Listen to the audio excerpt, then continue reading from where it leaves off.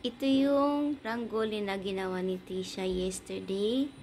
Yes, talagang mga kaati, mga kaibigan, pinaghirapan yan ni Tisha. Yan. Diba? Super ganda. Yan ay peacock. And may nakasulat yan, Happy New Year. Kasi nga, today we're celebrating New Year in India, in Hindu tradition, in Hindu culture. Ayan. So, naglagay ako ng mga candles dyan. Kita nyo po ba? Yan, light tayo. Oh, hindi ba? Happy New Year, everyone! So, ito naman yun. Ayan. May lights pa kami, hindi ba? And, this is the societies looks like. Oh, may ano din sila dyan. Ayan. So, tulog pa ang lahat. Morning. Good morning. Good morning, everyone, and Happy New Year. Yes, welcome to Feel Indian Vlog. So, guys, we woke up early. I think I woke up at 5:30 para mag-prepare. Kasi nga, it's New Year dito sa India at bibisita kami sa mga relatives. Kasi nga, here ni India, pag New Year kasi, kailangan namin magbisita, i-greet namin ang mga relative sa bahay nila. So, sila ay bibisita sa bahay namin at kami naman ay bibisita sa kanilang bahay. Ganon dito ang kaugalian. Hindi ba parang iba sa atin? Parang ano lang, kung gusto natin magbisita sa mga relatives, it's depende sa atin. Kasi dito talaga, it's really necessary, it's compulsory na. Pag New Year, pag Diwali, magbisita ka sa mga relatives, mga kaate. So, si Ba ay bumili pa ng milk at ako naman ay gagawa ng milk. Hindi pa ako nakaligo kaya hindi ako maggawa ng milk. Kasi alam nyo kasi dito, pag New Year, bago ka magluto ng pagkain or magsindi ng gas stove, ay dapat nakaligo ka. So, hindi na. Si Ba ang ngayon, maggawa muna ng tea. Okay, go! Di siya taking blessing from Ba. Yes. Wala, aya.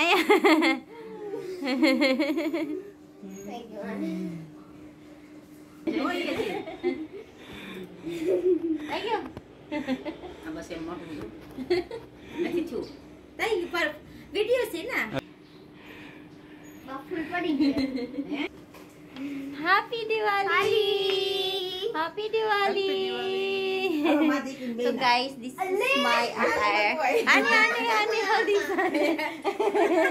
Gift from Ba. So may natanggap gift from Ba. Alay. Alay. Musuh apa option ce? नहीं Ase wakit se. Jata ada. Jao. Lele photo kan. So unang blessing from Ba. So guys, this is Trisha's attire. Trisha, wait. Mami, ayaw mo kidero sa live. Okay. So this Trisha.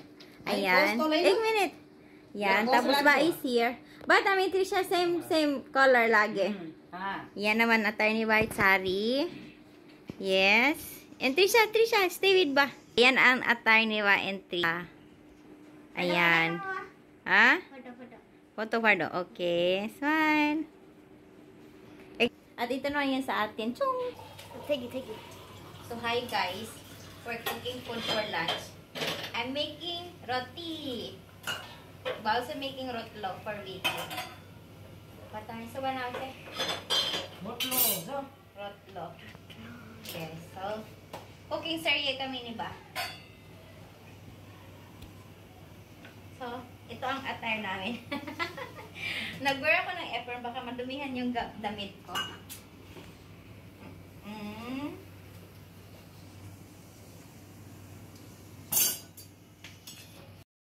Ito ay rotlo. Yan ang pagkain ni Vicky. At ayan naman ay sweet vermicell.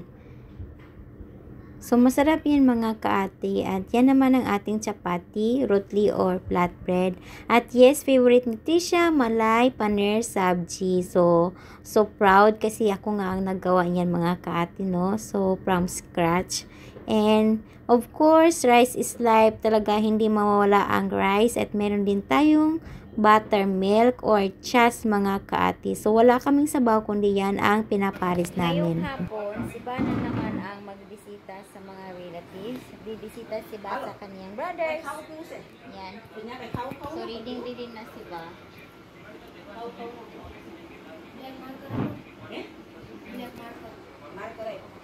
Isasama nila si Trisha. Kasi nga, tapos na akong magbisita sa mga relatives na. Now, it's Bastor na naman para bumisita.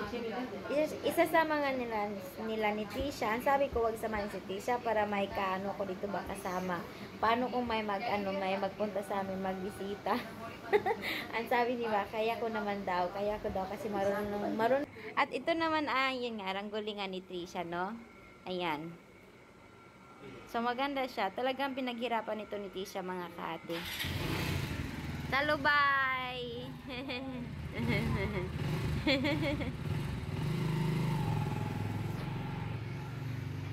Pag dito talaga, dapat may maiwan sa bahay. Kasi may mga bibisita rin, mga bisita na bibisita dito sa bahay. Kaya dapat talaga may maiwan dito. Kaya ako yung maiwan dito sa bahay. Kasi nga, tapos na akong nagbisita, nag-take blessing, Diwali blessing sa mga relatives ni Vicky, uncles, yon, mommies and mamas. Good evening! Hi guys! Good evening and yes, Jai Sri Krishna everyone! So, katatapos ko lang mag-wash ng mga dishes at yan, basang-basa pa ito mga kaate. So, ito ay natanggap naming pera. Bigay ito ay gift ng uncles and aunties kanina. So, ito yung nakolekta naming pera. Hindi ko lang kung magkano to. Teka, bibilangin natin kung magkano. So, ano ba to? May 4 na 500. So, ano tayo? 2,000. Then, excuse me. May 200, one note. So, 2, 3, 4, 5, 6, 7, 8, 9, 10, 11. So, mayroon tayong 3,100 ang nakolekta naming pera ni Tisha and Honey, my mister. So, ito ay lahat mapupunta sa savings ni Trisha. May saving kami ni Tisha from bank at may saving rin kami dito sa bahay mo. Konti lang naman mga kaate. Nagsisave kami ng nag-invest kami for Tisha's future sa pag-aaral ng aking anak. Kung gusto niya mag-abroad in the future, so may makuha kaming pera. So tayo talaga pag pag may anak na talaga, grabe pag may estudyante, medyo mahal-mahal na mga kaate. Kaya, ang masasabi ko lang, mag-save na kayo dyan sa wala pang anak. Kasi pag may anak na talagang magastos mga kaate. Iwan ko ba kung nag-gets nyo ako mga kaate, basta talaga magastos pag may anak. So, ayan, balik tayo. Dahil nga dito sa India, we're celebrating New Year sa India. At yes, kanina, so before that in New Year, in Diwali, so, kailangan talaga maglinis ng buong bahay hanggang sa malalaki at maliit na gamit, kailangan talagang hugasan mga kaate. Pag salubong sa bagong taon, dapat talaga malinis at bahay. So, at yan, itong suot ko ay binili rin ito ni Ba for me. Gift niya. So, hindi ba pag New Year may mga bago tayong damit? Pero, hindi.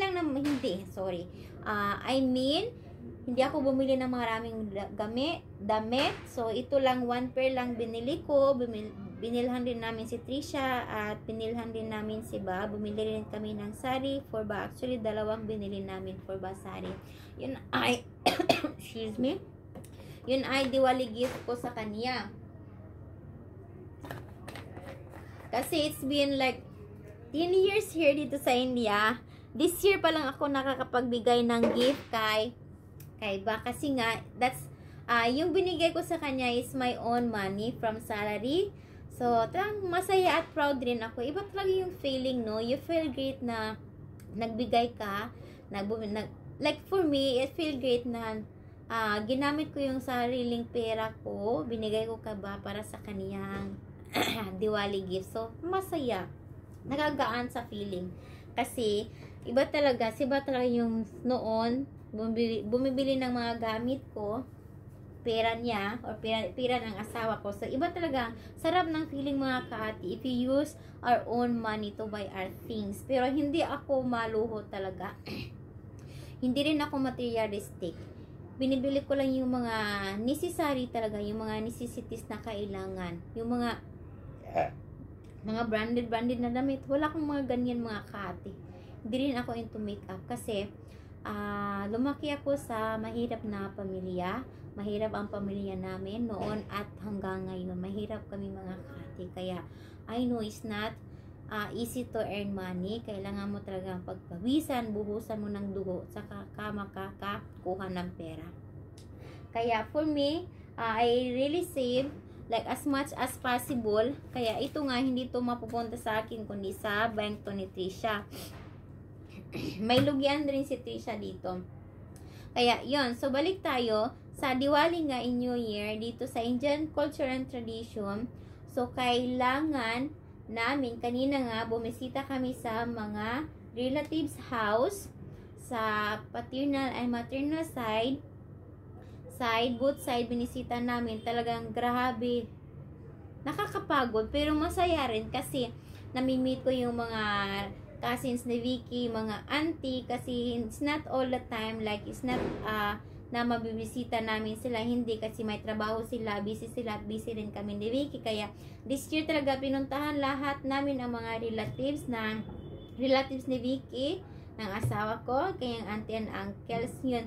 Kasi dito nga bibisita sila sa aming bahay at kailangan rin naming bumisita sa kanilang bahay, at doon mag-take kami ng blessings. Pag-take ng blessing dito mga kaati, hindi ba sa atin mano po, kamay, dito sa India ay kailangan namin i-touch ang feet ng mga elders. Then after that, bigyan nila kami ng blessing, then binigyan din kami ng gift. Ayan. Pag-uusapan naman natin ang gift, hindi sila into yung mga gamit, kundi pera talaga yung binagbigay nila mga kaati. Kasi bakit? Ito yung masasabi ko. Kasi pag gift kasi daw, hindi nila alam kung gusto ba namin o hindi. So, mas mabuti na pera na lang daw ang ibigay mga kaati. So, dito rin kanina, bumisita nga kami sa relatives ni Vicky in the morning. Then si Ba naman ay bumisita sa kaniyang brothers and sisters. So, ang masasabi ko lang, I mean, dito, kung sa Pinas kasi, hindi ba, pag New Year kasi, dami mga food sa mesa, sa pagkainan nakahanda, yes. Then, masasabi ko dito, hindi sila into food, kundi, nagbisita kami, like to strengthen the family bonds. Ganon sila dito. Iba yung bonding nila dito mga ka-atis. Very strong talaga. Hindi sila not because sabi ni ba sa akin, New Year is not about food. It's about love. It's about family's love. It's about like family bond, to strengthen the family bonds, to renew all the ties. Yung mga ganon sabi ni ba sa akin. Talagang napag-isip-isip ko rin, no, hindi ba sa atin, hindi nga talagang, hindi ganun.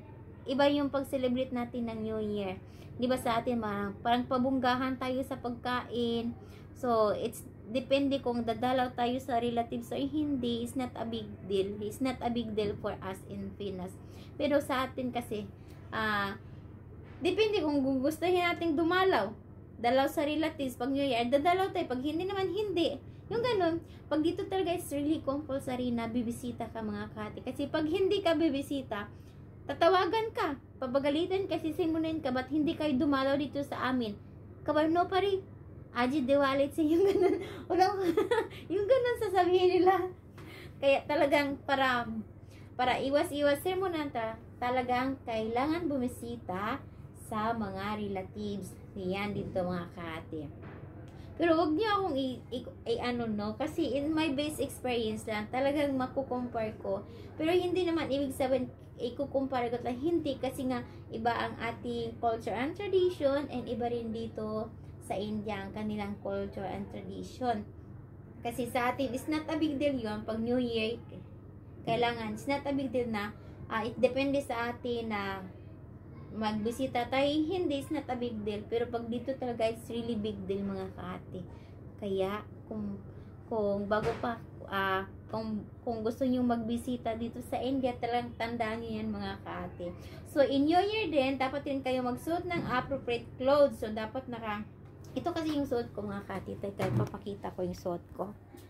Okay. So, ito ang suot ko. May skirt itong pares. Ayan, pero nag-night dress ako mga kaate. Ito pajama. Hinubad ko yung skirt ko kanina. Kasi nga, it's very hassle na maggawa ka na maggawa yung bahay, tapos naka-skirt ka. Ang pares nito ay same lang. Ito yung tela niya, ganun. At saka ito yung border niya or lace. Ganyan lace. At ito naman yung design. Same lang sa skirt ko mga kaati. Hinubad ko yung ang skirt. Kasi nga, sa alimasok. It's not comfortable na maggawa ka sa gawaing bahay na naka-skirt. Ayan siya mga kaati. Ayan. So, last, ayan nga, bang magbisita kayo sa relatives house, dapat naka-appropriate dress kayo. Kaya last time kasi, nagsuot ako ng jeans at nakatap ako.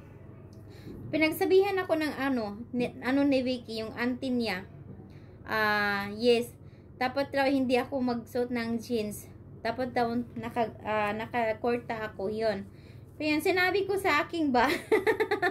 Sinabi ko yan, ganyan sinabi ni Mami. Tapos tinawagan niya yung auntie ni Vicky. Bakit mo yan sinabi kay Rolisa? I told Rolisa to wear that kind of clothes. Pero that's 5 years ago mga kaate. Talagang kinukonfronta talaga ni Mother, no? Yun, si auntie. Ayun, tapos hindi na siya nagsasabi sa akin kasi kung ano yung pagsusutin ko, talagang sinasabihan niya ako, sinisumulan niya ako. Kasi nga, kasi nga, hindi sa kanila kasi yung mga, before yan mga kaati, no, 5 years ago sa experience ko, dahil nga hindi sila into jeans talaga, dapat daw makakwartas ka, ayun, pero sinabi ko naman ka ba, tapos na yan nga, dahil nga nagka-daughter-in-law yung isang anak niya ay married na. Ayun, parang sila nag-aaway about sa damit. Meron talagang mga na mga, kasi nga iba-iba nga ang culture mga kaati ko, mga kaati. Kaya kung bago kayo, kung gusto niyo magpunta sa inyo, bago pa lang kayo sa India, kung magbisita kayo sa inyong relatives, labas sa mga special occasion, wag kayong magsuot ng like me, like jeans on top. Yan, dapat naka-appropriate clothes kayo, naka-cortas kayo. Ayun, yan ang experience ko noon. That's 5 years ago. Pero yung auntie na yun, hindi niya na ako sinasabihan ko ano yung pananamit ko. Kasi in-explain naman niya, in-explain niya sa kanya kasi nga iba yung bago pa lang ako dito. Ayan, tagang pagsuot ko kasi noon, I asked ba is this okay na mag-jeans, sabi naman okay, no problem. Tapos niya, yun lang yung auntie na pinakaayaw ko. Para bang mabait siya pag in front, pag matakalikod ka, ayun na. May mga kababalaghan nangyayari. Yung ganun mga kaate. So, ganun nga dito. So, yes, medyo malaki-laki na ang ating matatas na ang ating video. So, thank you for watching. Sa bago pa lang sa aking channel, please support my channel, Phil Indian Family Vlog. And yes, don't forget to subscribe and like and share. Mag-comment na rin po kayo. Ayan po, thank you for watching.